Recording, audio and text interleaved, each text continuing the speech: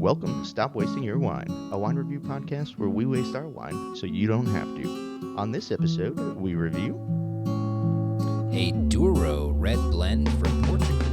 Welcome to the show, everybody. My name is Colin, and I'm joined by two of the best co-hosts in the biz. We got Aaron, we got Joel. Gentlemen, I brought you out of France, where we've been for quite a long time over the last couple of episodes. Just trapped there, trying to find my way out. That's right. And we are it back. wasn't terrible. Yeah, no, it never is. France got great wine. But we are back in Portugal. How you guys feeling about drinking this Portuguese red blend? I'm feeling very excited. I was looking at the grapes, and I was like, whoa, I forgot about these. I think we did a Touriga Nacional one time before, but there's some other things here that I am not familiar with, so looking forward to it. You mean this glass of blood that I have in front of me?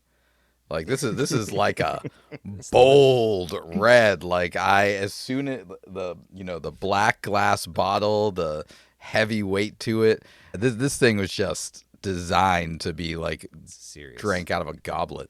Yeah, even the name, the brand, which we'll get to in a minute. But Destino, Fifth Element, no Fifth Empire. I've read it 4 times and read Fifth Element in my head, by the way. Yeah, absolutely. That's so funny. Great movie, by the way. Great movie. Yeah, I'm excited, but to be honest about this bottle specifically, I'm slightly worried, and we'll get back into that. Yeah, more in a little bit. But I agree. I'm excited about the grapes, but doing my research on this bottle, something about the brand and the company kind of rubbed me the wrong way. So, we'll get into that in a minute. But before we get there, I'm so intrigued. We have a great show this evening. We're going to break down this Douro red blend. We are going to go for our second run at our new wine education segment. And then we are going to play a little game at the end and get out of here. So, gentlemen, how does that sound? Engines. Oh, sorry. Yeah, sounds great. I'm into it. Let's go. Awesome. Let's do it. Well, Joel, would you mind telling the folks at home exactly what we are drinking this evening? Yeah, absolutely. Let the cat out of the bag a little bit, but gosh, there's so much to talk about here with the details of this thing. So this is a Douro red blend from Destino. This is a 2019, and this is the Fifth Empire Douro red blend, okay? The grapes we have here are Touriga Franca, Tinta Roriz, and the only one that I recognized here, which is the Touriga Nacional. So this is from Douro, and this is a 13.5% wine, and we picked this up for about $20. I'm excited about the Touriga Nacional part, because remember we've been to the Douro and we've done a Touriga Nacional, and I remember really, really enjoying that one. I think I put it pretty darn close to the wine fridge, if I remember correctly. Yeah, and that was 100% Touriga Nacional, right? Yeah, that's right. Yeah.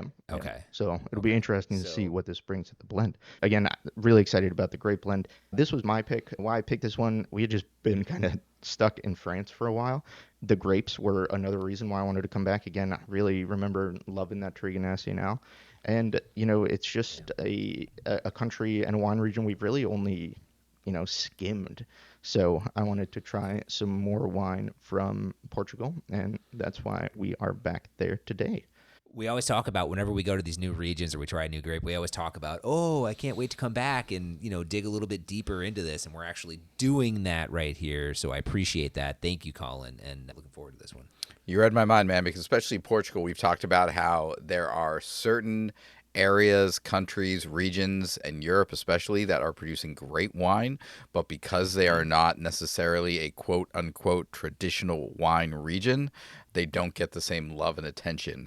So I'm always excited when we jump back to places like Portugal to see what they got going. All right, well, let's go ahead and get into this one.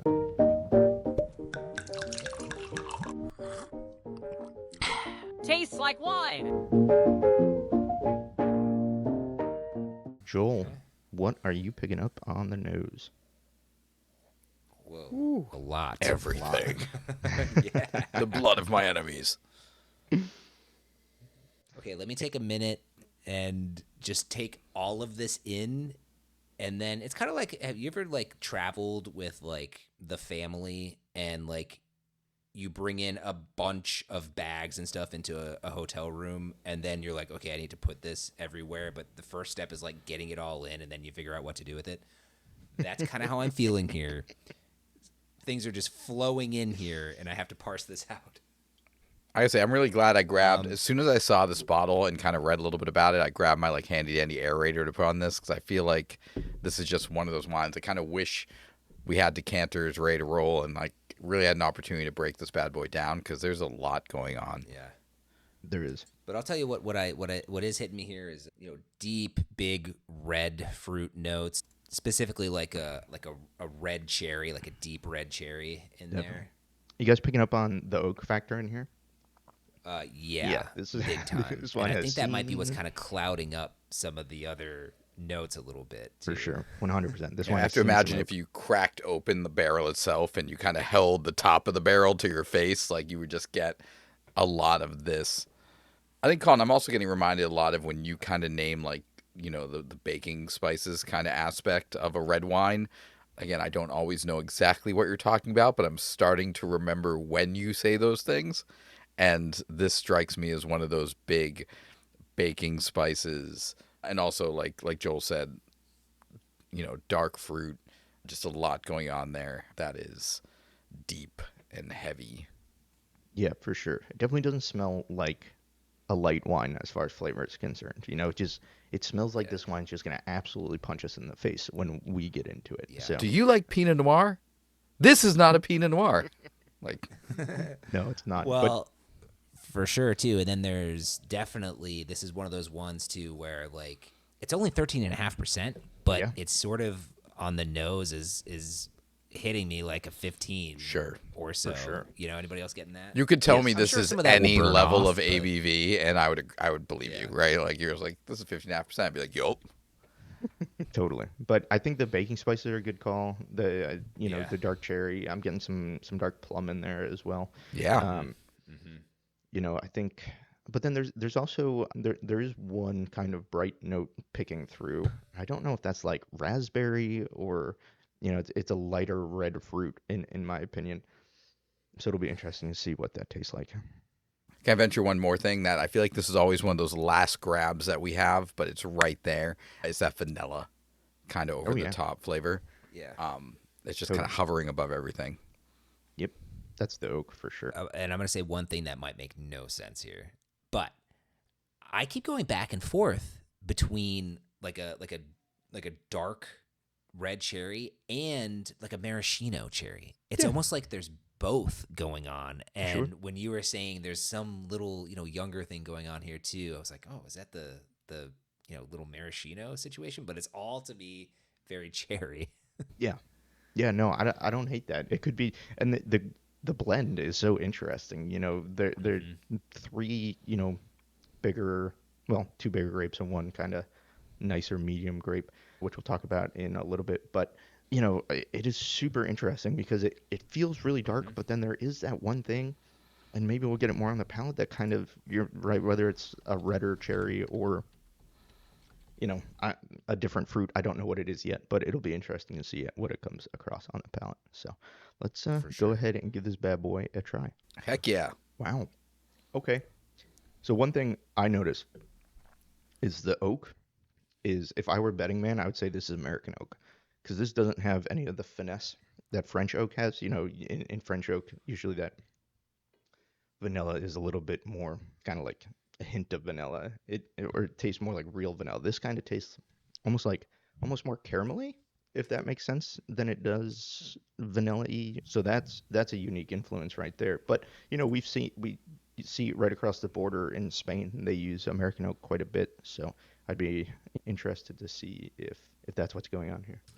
I was actually going to say it's a little lighter and more approachable than I was expecting it to be on the nose. Anybody else experiencing that? I couldn't agree more. I thought we were going to get absolutely wrecked. And it still has kind of a heavy undertone, which is kind of unique, but the lightness is, I think, shocking. And I wonder if it has some really nice acidity. I wonder if that's kind of a combination of the higher acidity and the lighter alcohol. because Yeah. usually with the Yeah. smells in this wine, like you guys mentioned, you're thinking 14.5%, 15% alcohol, but this doesn't taste like that. And that could have really messed this up, right? Like if this was a high alcohol wine along with the big bold flavors, along with the acidity, like it could have really been like this is just a mess up your night kind of wine, which we have had before. But that kind of like resistance, that holdback, is really created something where I too was like worried that when we poured this, that this was just going to be an over oaked kind of mess of a wine, but it's not as in your face as it could have been, and that's really surprising. It has a lot of those smells that we named are coming through as flavors to me. A lot of those cherry and maybe a little bit of licorice and whatnot is kind of coming through. I think could sometimes you get on the nose, but then lose in the actual taste.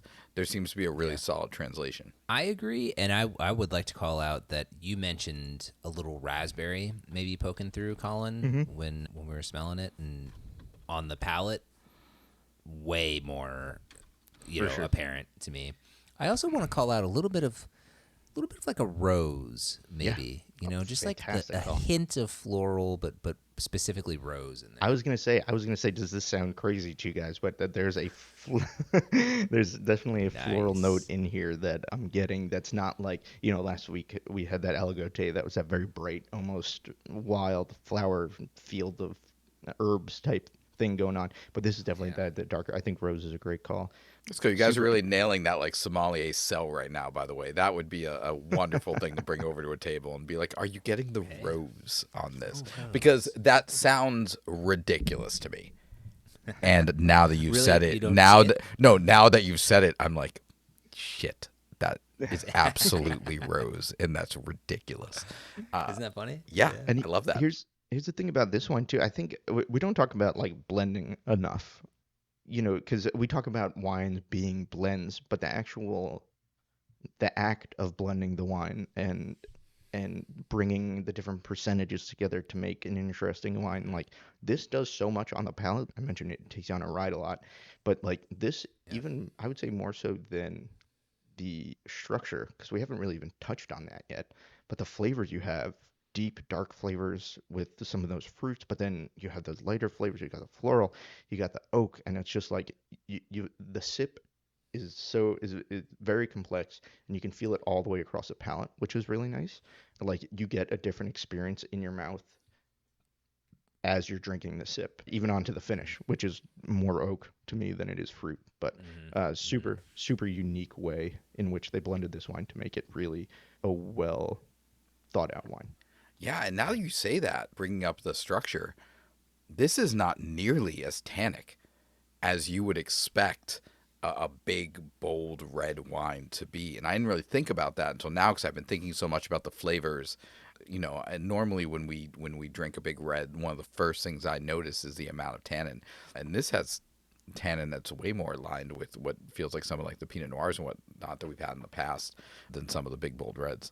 Yeah, I'd probably split the difference with you. Much more than Pinot Noir, far less than like Cabernet Sauvignon or something like that. It's probably Cab Franc. Yeah, it's probably a solid medium on the tannin. But nice though. It's all very well balanced. I'll say. I expected way more. Way more, for sure. I should mention, by the way, 40% Touriga Nacional, 30% Touriga Franca, and 30% Tinta Roriz. We're talking about the blend a lot. Means we nothing talked to about me. how we had the.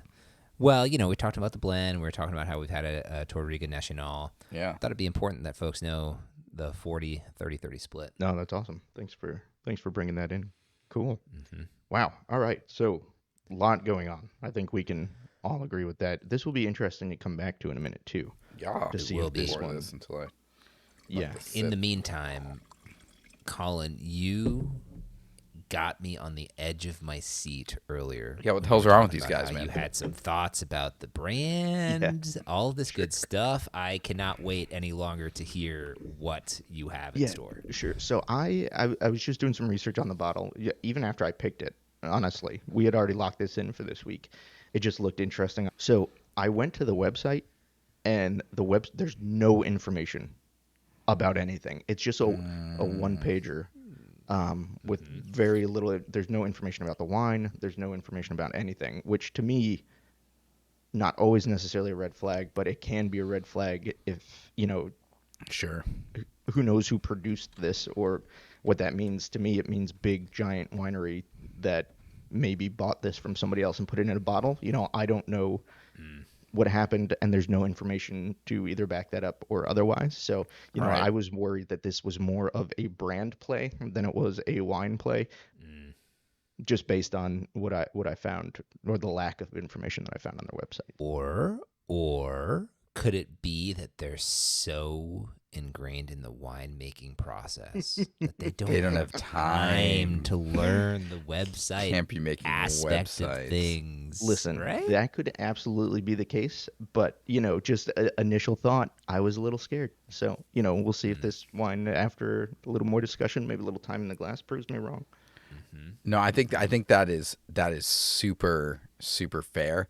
I will say though, sometimes I've noticed, especially when we're drinking wines from other countries, it takes a little bit longer to find the websites or the actual main websites for some of these vineyards.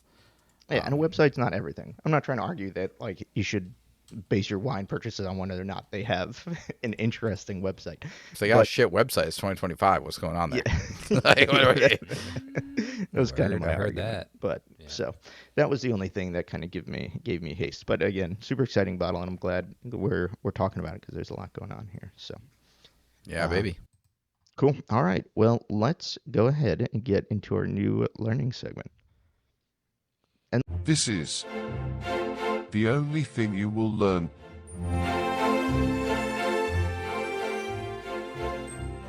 Last week, I teased that we're looking for a new name, and I like the name Wine Nuggets because these are fun little nuggets of wine information. Now, I will say Joel and Aaron absolutely hate it. So I really, really think we could do something better. I haven't thought of what's better yet, so I can't talk that much, but Right. No. boy. You have found two words that absolutely do not belong together and have just created the chunkiest, grossest imagery in my I don't- brain. So true. I don't disagree. But let's So get some anyway, chunky wine nuggies. Let's go. Yeah, listen. Okay, now when you say it like that, it makes me like it less. You ruined it. Ruined. All right, so we're going to just get right into it. We're going to learn a little bit about Douro and the wine we're drinking this evening. So, Aaron, this me. wine is from the Douro region of Portugal. What is the legendary wine that put the Douro region on the map? I love this fact because I think most people have no idea. And it's port. Yeah, Port that's right. is a dessert wine from Portugal. I think people have that word in their head, port, but they don't exactly know where it's from or what it is. Dessert wine, Portugal. We haven't done any port, so I think we should We got to do a port. We got to do a port.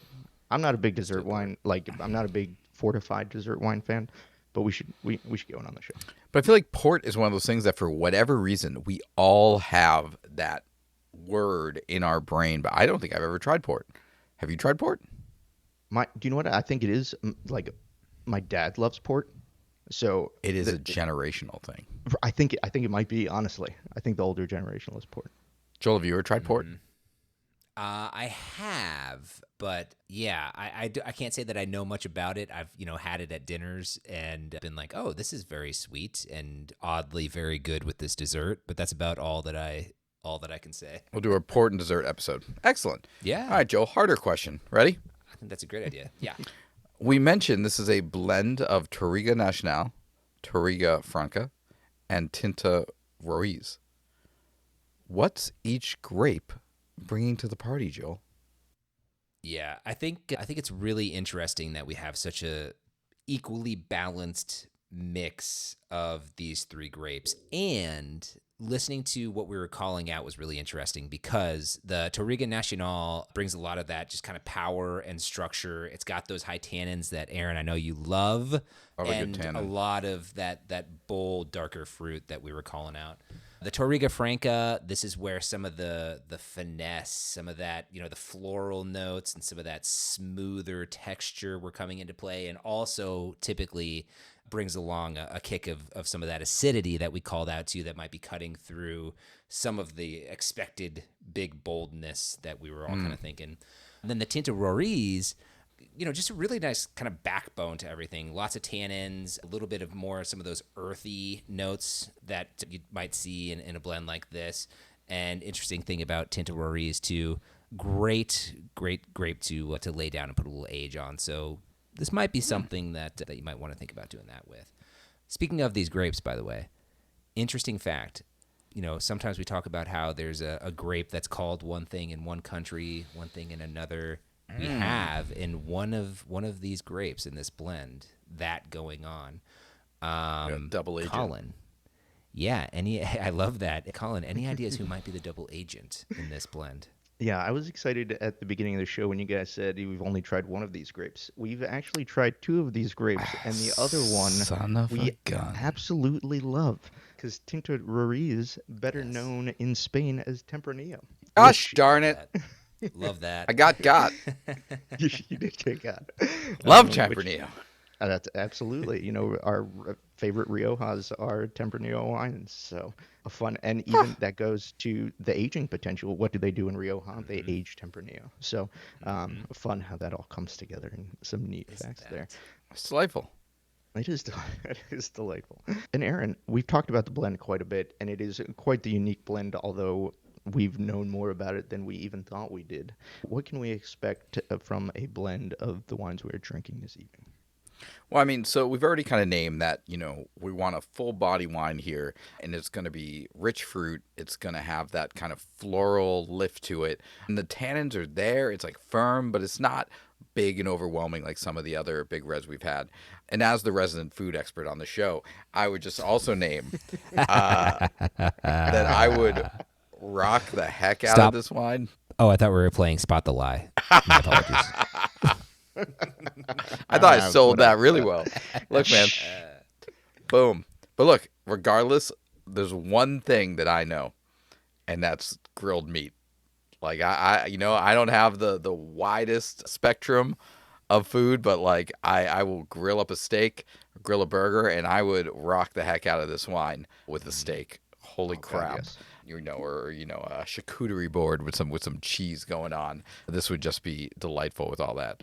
So 100% meats and cheeses going with this wine all day. Meats and cheeses. Meats and cheeses.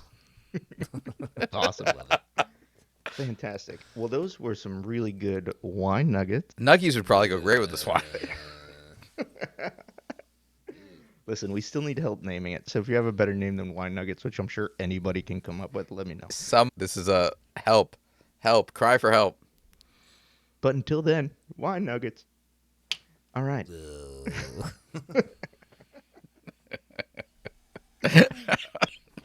All right, gentlemen, let's take another peek at this wine, give it another taste, see if it's changed at all over the last couple of minutes. All right, Joel, do you feel like this wine's changed at all? Opened up a little bit? Yes, no, maybe? Yeah, I mean, I guess as expected, some of that, the alcoholiness that we kind of were calling out has gone away a little bit. It's a little bit softer, but...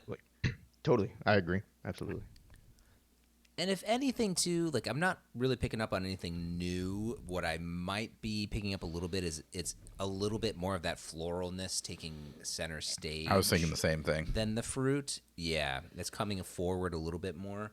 But still, nice balance. And I think the same things that we called out before. Yeah, both on the nose and, on the palate. Like that floral front and that softer front is definitely what is the most noticeable thing, which is nice. It's nice from a big red. Yeah. I would say everything's kind of come together really nicely. You're still getting all the same things we talked about, and you guys kind of mentioned this, but it all just plays a little bit more harmoniously now. Before you kind of got punched with that dark fruit, and then it kind of ran into the lighter fruit. Now it's like you kind of get it all at once, but it still makes sense, which I think is nice. Yeah. So cool. Agreed. Well, super interesting wine. I think we've talked about it. We've tried it, and I'd love to hear what you guys think about this. So let's get into the review. Yeah. Yeah, but did they like it? It's time for the review. All right. Well, this was my wine, so I'm going to let myself go last. So I'm going to start this one off with Aaron. Aaron, how you feeling about this one? Yeah, I mean, I think this is a must share. I wouldn't call this a casual sipper. I think this is actually something that deserves to be given a meal, to be put, in front of food and to try out. I think it's a great opportunity to put forward a wine from a different region, to put forward something that's unexpected. And I think, we don't know much about this producer, but it didn't come across to me as fake. It didn't come across to me as over oaked or unnatural in any way. It's a really interesting, solid red. And at $20, again, it is a good bottle that you can grab to have for dinner. I don't know if I would elevate it to the point, like, I wouldn't give this as a gift. I don't know if I would actually present this as, the feature for the night, but it's definitely a bottle I'd keep around. It's a bottle I'd grab again. And it's something I think is a good conversation starter. So I think it's on the lower end of a must share. I wouldn't call it a casual sipper, but it's decent and it deserves to be talked about. Yeah, I think I'm in a similar place. If I include my personal bias and tastes, this is a casual drinker for me. But if I take that out, I think this just nudges up into what my official ranking will be, which is a must share. It's like right over the edge. Yeah, it's right over the edge. The reason for that is I was so impressed by the fact that, we thought this was going to be so bold and so crazy when we first were smelling it. And then it was really lovely and very approachable, unexpectedly so, and to the point where I was pleasantly surprised. Really nice. We called out a lot of cool aspects of this. I think, personally, I think if there was either, I think, a little more acidity, or maybe what I am longing for is a little bit of earthiness. Like, that would just show so nicely in this. But I'm not a winemaker, and I apologize for trying to be a backseat winemaker right there. That's not my role. What is my role is saying that, yeah, I think this is going to be a must share for those reasons. And just a really cool example of a great blend of three really interesting grapes. And for that reason, I'll call this a must share. Where are you, Colin? I saw you nodding a lot to a lot of different things, so I'm very curious as to where you are. Yeah, I agree with you guys. I mean, I really don't even need to say much here. I think personally this is not my style of wine. However, this is a well-made wine. So, I think it's a must share. I think it would do phenomenal with food. Like Aaron said, give me some red meat. I think this could stand up to, even maybe some barbecue, some like pulled pork or something like that. Oh, hell yeah. Say, give me something saucy, saucy. Totally. I don't want just like grilled meat. I want something with sauce here. Right, yeah. For sure, 100%. But it is on like the lighter side of, the ultra heavy red, which is not my thing, like you guys said. So, I think it's a must share too, because it's a super interesting wine. We talked about a lot of flavors. It's a unique blend. I think the blend really does a good job of creating a nice full experience with the flavors, and the structure is well balanced. So, while maybe not necessarily my style of wine, I'm enjoying it. Sure. I think it's a must share. So, yeah, I might not be going back to it, but I would want people who like the bigger, bolder style of red wine to try this out, because I think they would absolutely love it. All right, cool. Well, must share from all three of us. Absolutely not a waste of your wine, I would No say. way. Yeah, $20. No way. Yep. Oh yeah, let's go. Man. Try this one out. Super cool. So I think we're going to play a quick game before we get out of here. One of my personal favorites, PiNope or Chardonnay. Aaron, I'm going to throw this one over to you. Oh yeah, I got a good one for you guys. I can already tell it's gonna kill Colin. Here we go. Okay. Perfect. PiNope or Chardonnay. You have gotten invited to a Michelin-star restaurant. The meal is going to be free. You're going to come in. You're going to be VIP.